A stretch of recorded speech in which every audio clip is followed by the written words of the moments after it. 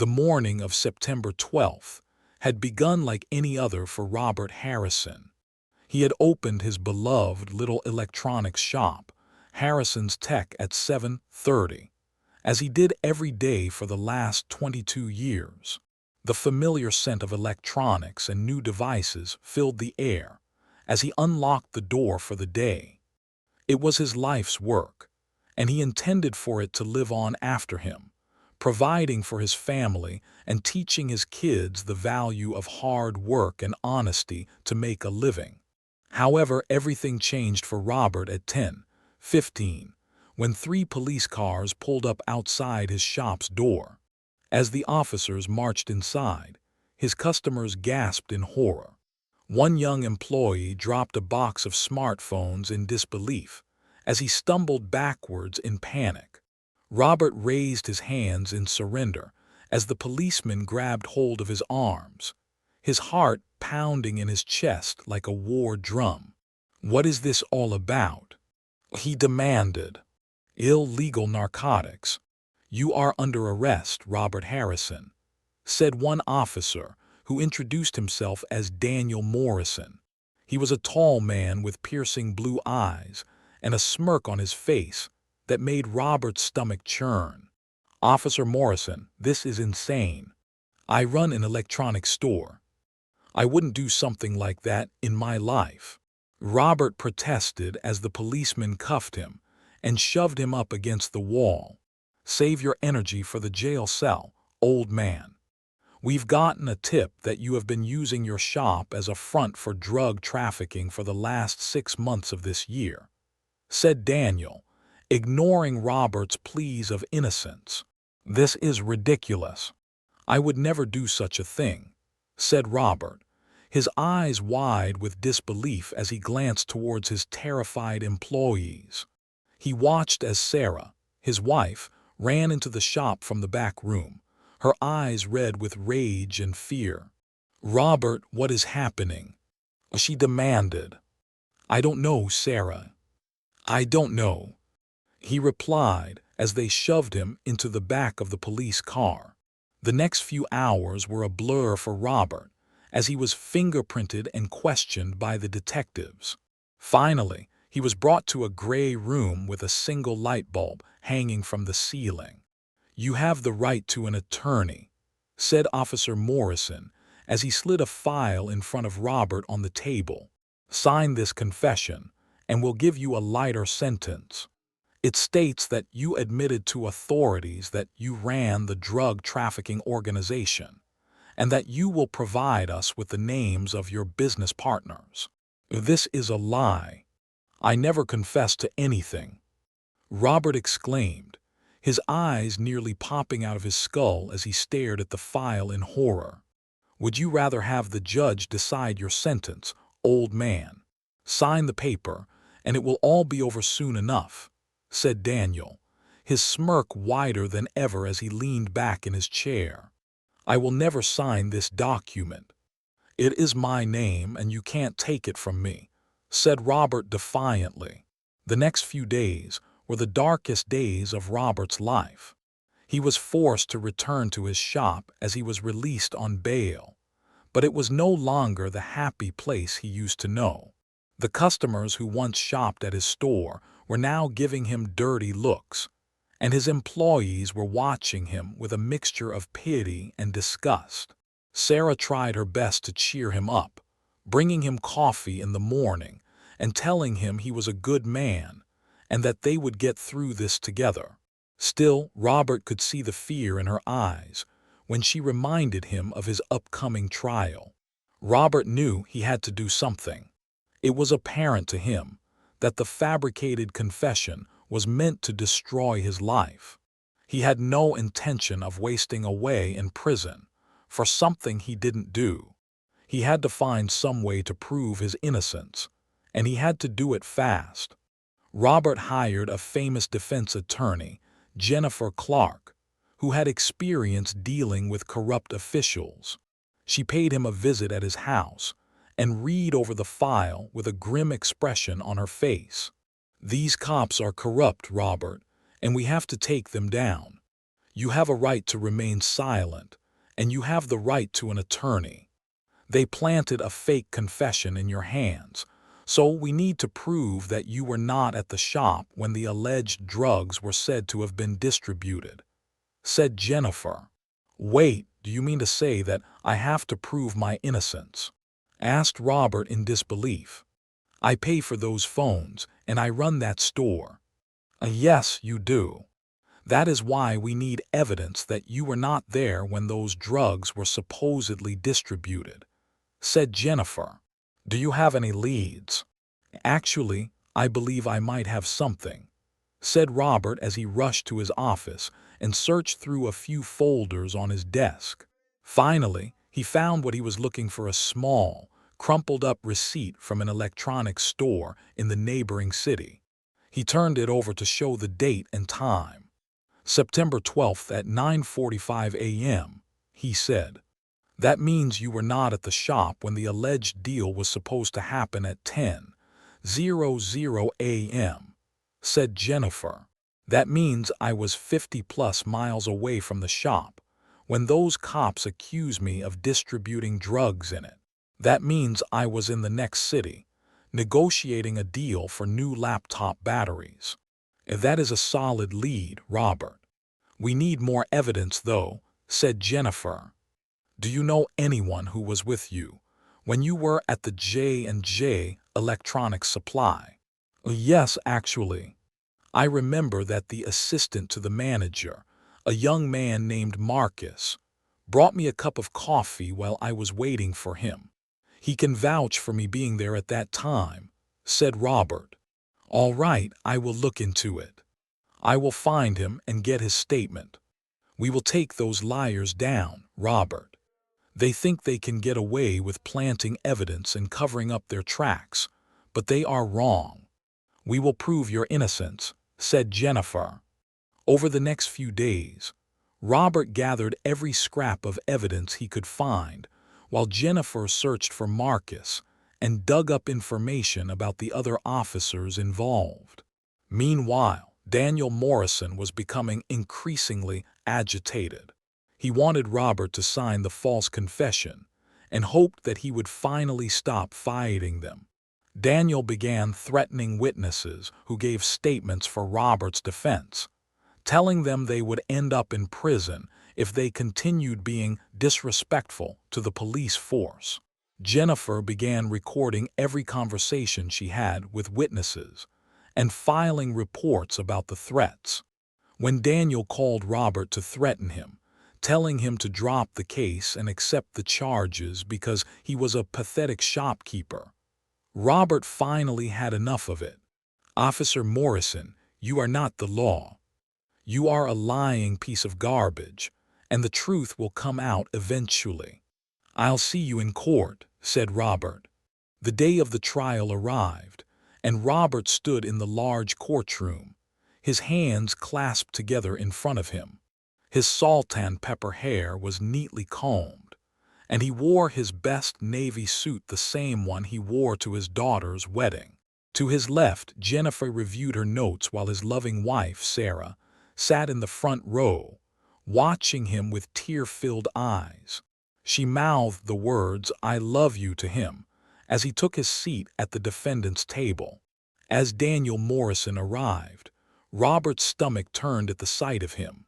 The arrogant man wore his crisp uniform and a smug expression on his face as he gave the judge a bow.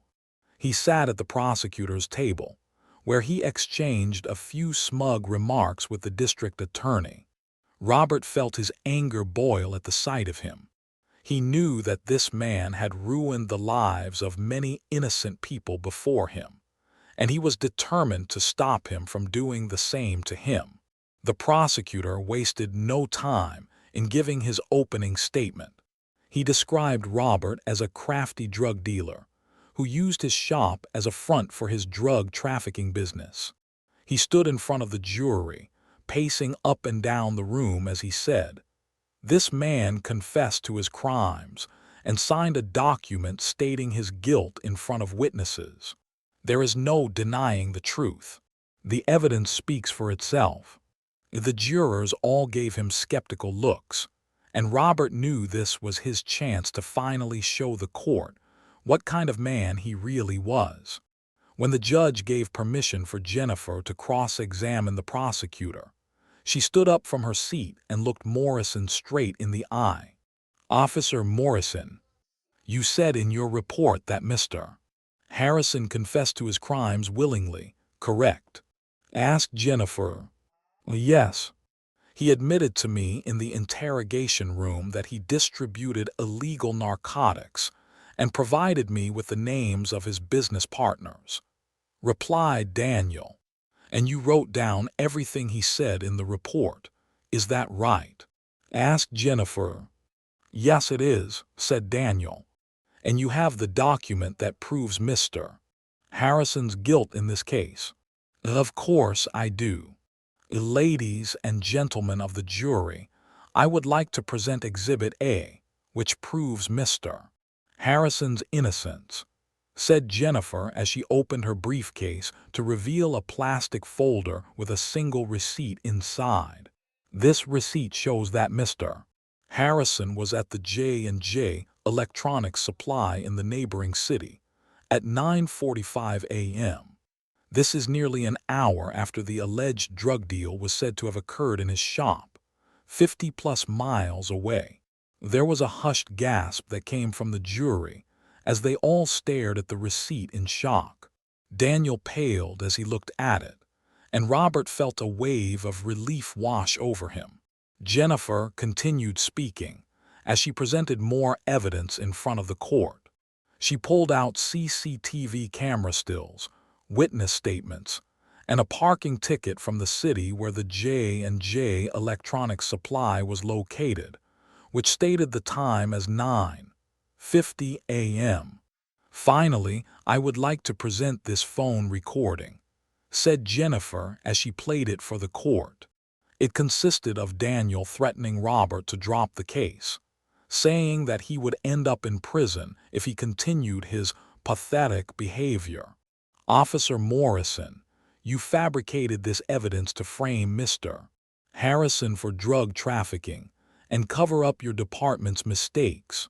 How many innocent people have you framed, and how many more will you ruin before this ends?" asked Jennifer. "Mr. Harrison is a criminal, and I have done my duty as an officer of the law," replied Daniel. "No, you are not. You are a lying piece of garbage who thinks he is untouchable. I will see you in prison for perjury and evidence tampering," said Robert. "I would also like to point out that many of your colleagues are also corrupt, and this case will not be the last of its kind." The judge ordered a recess as the district attorney filed a formal complaint with the court. The next few hours were spent listening to Jennifer's closing arguments. She stood up in front of the court, holding the receipt in her hand as she announced to the shocked jury, "Mr. Harrison is not guilty of these charges. The evidence was fabricated, and the one who planted this evidence in his possession will face serious consequences for lying to the court." Finally, it was the district attorney's turn to speak. He wasted no time in giving his closing statement and telling the jury that Mr. Harrison was guilty of the crimes he was accused of. Robert watched in horror as the jurors deliberated over their decision. It only took an hour for them to reach a verdict, and when the foreman stood up to speak, Robert's heart pounded in his chest. "Mr. Harrison is not guilty of all charges," he announced. A wave of relief washed over Robert as he looked at his wife and saw the tears of joy streaming down her cheeks. She hurried over to him and gave him a tight hug as the courtroom erupted in applause. The judge slammed her gavel on the desk in front of her as she dismissed the court, signaling the end of the trial. "Thank you for your time, everyone," said the judge. As the courtroom emptied out, Robert turned to Jennifer and whispered, "I want to make sure he never does this to anyone else. This is not the end of the story." The next few months were spent cleaning up the aftermath of the trial, and in the following year, Robert turned his attention to fighting for justice for the innocent people who were framed and harassed by corrupt officials. He gave interviews to the press, telling them his story and encouraging victims of police misconduct to speak up in court.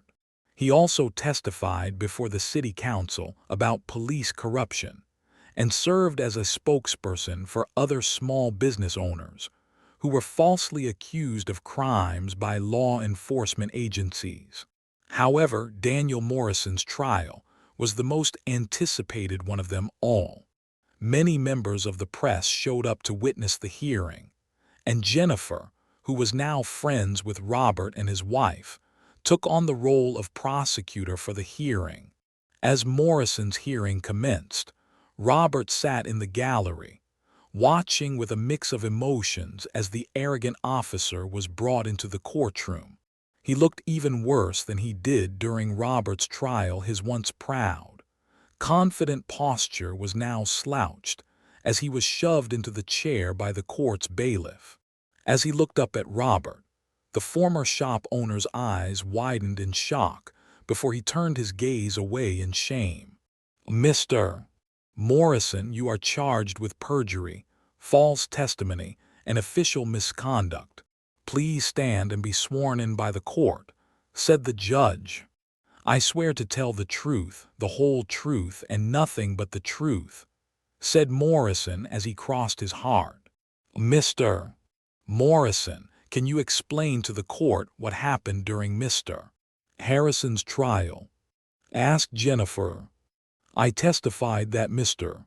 Harrison confessed to his crimes and gave me the names of his business partners in the drug trafficking ring. I did what was necessary to bring him to justice," replied Morrison. "However, the evidence you presented in court was fabricated. Is that right?" asked Jennifer. "Yes, it is." "Thank you for that honest response, Mr. Morrison. The court has heard enough evidence to convict you of perjury and official misconduct. You will be sentenced to 10 years in a federal prison, along with a lifetime ban from serving as an officer of the law. Do you have anything to say in your defense?" asked the judge. Morrison opened his mouth to speak, but stopped when he realized there was nothing he could say to change what had happened. The next thing he knew, Robert was standing beside him, watching as the gavel came down on the desk, signifying the end of the hearing.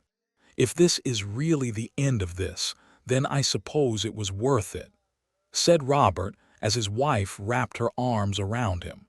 "I am happy that it is all over, but I hope it will not be the last case of its kind." As the reporters crowded around Robert, asking him questions about his sentencing, he looked out at the city and smiled to himself. He had fought for his innocence and won. Though he lost his reputation, he was free. He turned to his wife and whispered, "Thank you for always believing in me."